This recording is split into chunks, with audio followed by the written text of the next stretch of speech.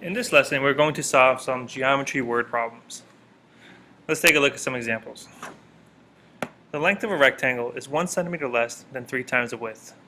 If the perimeter of the rectangle is 46 centimeters, then find its dimensions. So here we're talking about the length and width of a rectangle. It says the length of a rectangle is 1 centimeter less than 3 times the width. First question I would ask myself is, what is the dimensions of the width? Well, that's unknown, so we don't know what the width is. We can call this W, X, any variable you like. I'll call this W. The length is 1 centimeter less. So that 1 centimeter less, that means I'm subtracting 1 from something. What am I subtracting 1 from? 1 centimeter less than 3 times the width. So 3W minus 1 is my length. So again, the length of a rectangle is 1 centimeter less than 3 times the width. What is the width? I'm not sure. We'll call that my W. The length in regards to the width is 1 centimeter less, which is my minus 1, then 3 times the width, so 3 times W minus 1. If the perimeter of the rectangle is 46 centimeters, find its dimensions. Well, first off, what is the perimeter of a rectangle? Perimeter can be written as 2 times L plus W, or you could also say perimeter equals 2L plus 2W. Now, either equation will work perfect. So now we have our perimeter, we have a length and a width to plug in for. So perimeter here is 46, so we can say 46 is equal to 2 times the quantity of my length, which in this case my length is 3W minus 1, plus my width in this case, which is just W. We can combine like terms here, so we have 46 equals 2 times the quantity, 3W and 1W is 4W minus 1. We can divide this by 2, and we have 23 equals 4W minus 1, adding 1 to both sides. 24 equals 4W, and we can solve for W by dividing by 4, and we can see that W is equal to 6 centimeters. Once we know our width, now we can go back in and plug in for our length. So our length is 3 times 6 minus 1, and all I'm doing is just taking this formula here and plug in for W.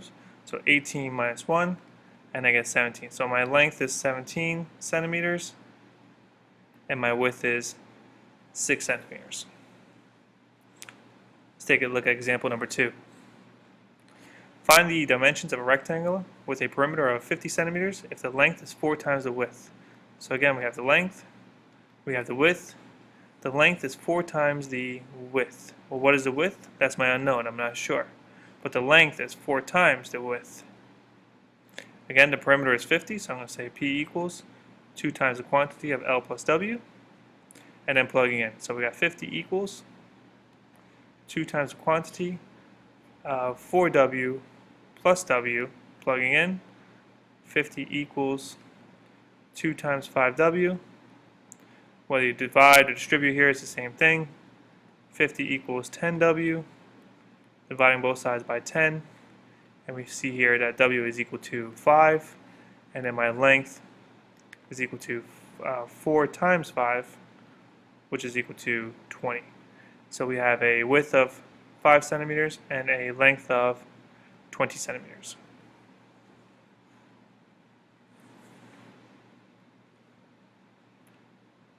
Let's take a look at our next example. Find the dimensions of a rectangle with a perimeter of 132 centimeters if the width and length are consecutive even integers. Okay, consecutive even integers. So again, if we think about the number line here, if hypothetically my width is W, my next consecutive even integer, if this was 2, the next consecutive even integer would be 2 spaces away. So to get from W to my next consecutive even integer would be W and then W plus 2. So my length and width are consecutive even integers. So we'll say the length and width, we can call the length X and the width X plus 2. The perimeter is 132 centimeters. So P equals 2 times length plus width. So 132 is equal to 2 times my length, which is x, plus x plus 2. So 132 is equal to 2 times 2x plus 2. I'm going to divide by 2 here. And I'll have 132 divided by 2. Should get an answer of 66 equals 2x plus 2. Again, I have my two-step equation here. Subtract 2 from both sides. 64 equals 2x. And then 64 divided by 2, and you should get an answer of 32. So x here equals 32 centimeters. If x is 32, then my width is 34, or vice versa. The width could be 32 and the width could be 34.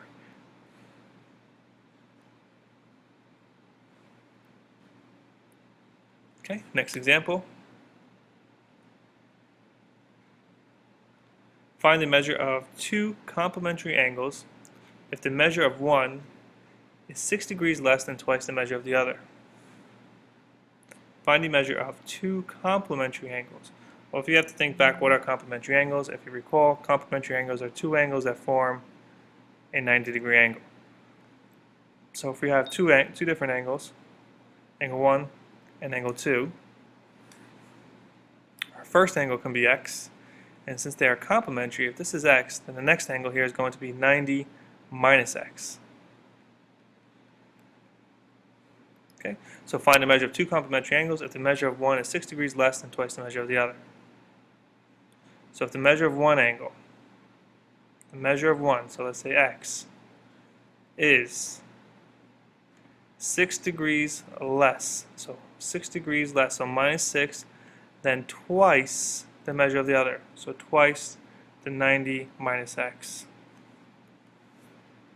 And again, you could have done this the other way around. You could have done 90 minus x equals 2x minus 6, interchanging the x and the 90 minus x. So if we solve this through, we have x equals 180 minus 2x minus 6. I'm going to do two steps at once. I'm going to bring my 2x over to this side, so I'll have 3x equals 180 minus 6, so 174. And if you take 174 and divide by 3, you get an answer of 58. So x equals 58 degrees. And to find its complement, 90 minus 58 degrees, okay, because 90 degrees because of the complement, 90 minus 58 degrees, and you get an answer of 32 degrees. So the two angles are 58 degrees and 32 degrees.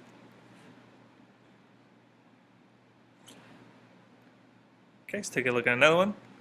Find the measure of two supplementary angles if the measure of one angle is 30 degrees less than twice the measure of the other. So now here we have two supplementary. Again, supplementary, if you think about it, are two angles that form 180 degrees. So if this is one angle, then the other angle is going to be 180 minus the other angle. Or if you want to call these x's, that's fine too. So our two angles are x and 180 minus x. So angle 1, angle 2. So find the measure of two supplementary angles if one measure is, again I'm stopping at the is, of one measure, so let's go the other way around this one. So 180 minus x is 30 degrees less. So I'm taking 30 from something. What am I taking 30 from? 30 degrees less than twice the measure of the other angle, so twice x. Okay, so now I have 180 minus x equals 2x minus 30. I'm going to do two things simultaneously. I'm going to bring the x over, and I'm going to bring the negative 30 over that way.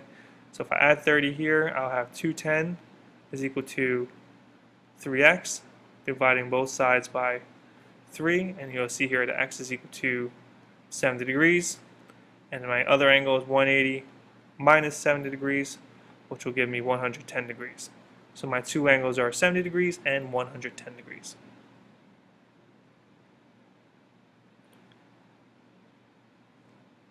Let's take a look at another one. Find the measure of an angle if the sum of the measure of its complement and supplement is 134 degrees. Okay, so the complement is actually going to be the 90 minus x. Remember, complementary angles are x and 90 minus x. 90 minus x would be the complement. The supplement then would be 180 minus x. So the complement 90 minus x, the supplement 180 minus x. So find the measure of the angles if the sum of the complement and supplement. So the sum of 90 minus x plus 180 minus x is 134 degrees. So if we combine like terms here, 90 and 180, we should get 270. Negative x is negative 2x equals 134. If we take 134 and subtract 270, we should get an answer of negative 136. So minus 270 minus 270, bring down my negative 2x, so negative 2x equals negative 136, dividing both sides by negative 2, and you should get an answer of 68 degrees. X equals 68 degrees. Plug in, so what are the two angles?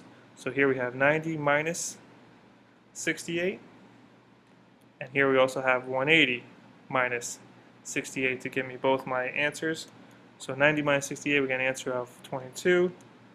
180 minus 68, we should get an answer of 112. And of course, these are in degrees. Let's do one more. The measure of the supplement of an angle is 14 degrees less than 5 times the measure of its complement. Okay, so the supplement again is the 180 minus x. The complement is the 90 minus x. So the measure of the supplement of the angle, so the supplement of the angle, so 180 minus x, is 14 degrees less. So 14 degrees less than 5 times the complement. Okay, so 180, the supplement is 14 degrees less than 5 times the complement. Let's go and plug in. So 180 minus x equals 5 times 90, 450, minus 5x, just distributing through, minus 14. Let's combine like terms. 180 minus x equals 450 minus 14. We should get an answer of 436 minus 5x. Okay, I'm going to bring my 180 over this way, and I'm going to bring my 5x over that way. So if we take 5x and bring this over, we should get an answer of 4x equals, and then 436 minus 180, we should get an answer of 256. Okay, so all I did here was add 5x to both sides, and I subtracted 180 from both sides. And once we're here, 4x equals 256. Divide both sides by 4, and we see here that x is equal to 64. Plugging in 180 minus 64 for my supplement, I get an answer of 116. And then 90 minus 64, we get an answer of 26 degrees.